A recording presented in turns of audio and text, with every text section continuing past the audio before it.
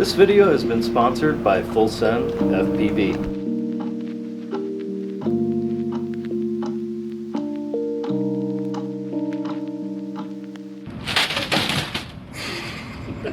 What up, bros? QX here, McFlight. Nasty Nate. And we just want to say a couple things, okay? Listen up. So, new group, Roast My Rib. Love it.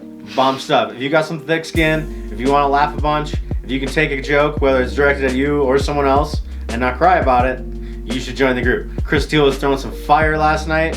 His homies were throwing it down also.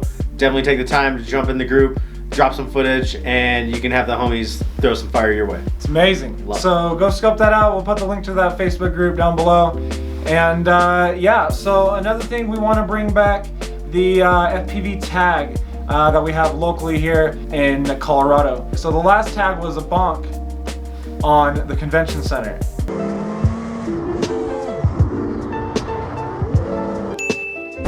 What are we doing? We gonna challenge that bonk? Do we think it was legit? I mean, it's whatever. Okay, so there's the bonk. Here's our bonk.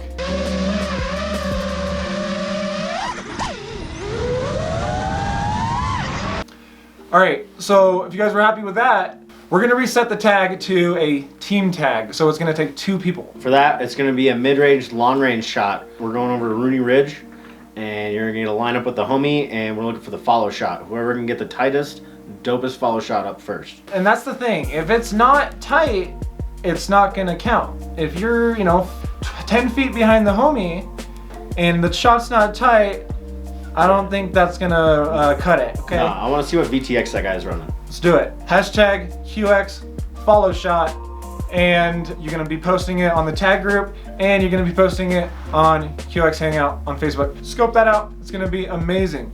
With that, we're gonna leave you with 5 long-range, mid-range tips to set you off in the right direction for this shot. Boom. First, you're gonna need to test your gear. So if you're gonna send a quad out mid-range, long-range, you wanna use one of your most reliable quads. Ideally, you've put this quad out in a couple places where you can get it back real easy. Pump that throttle a bunch, test your RF link, test your video link, make sure everything's rock solid before you're putting this thing out there, because you don't wanna be hiking. That's not fun. And that just is kind of a general tip, make sure everything is working. Goggle batteries, okay? Everything like that. Fail-safe for that is just to have a GPS on your quad. Because you have GPS coordinates, so they'll have a direction where to find your body. There you go. Next is make sure your channels are good. You and your homie, make sure that they're far enough away from each other to where you guys won't be messing each other up. Because you guys are gonna be close to each other. Remember, you might be even in front of his quad line of sight at one point, and your channels need to be perfect.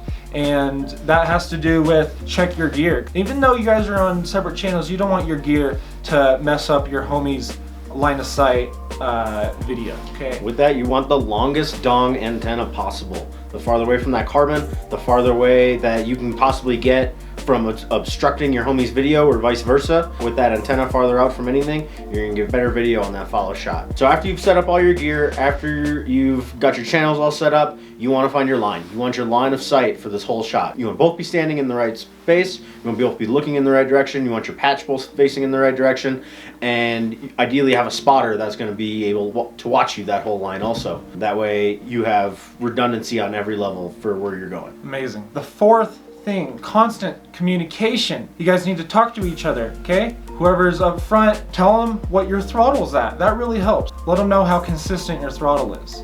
That way he can try and match it. If you tell him, okay, I'm at this altitude, I'm gonna hold this altitude, I'm gonna hold this throttle right here, then he can get into that line and hold his throttle. That would be it right there. That much better communication between both pilots. So last but not least is just maintaining that throttle control all in all.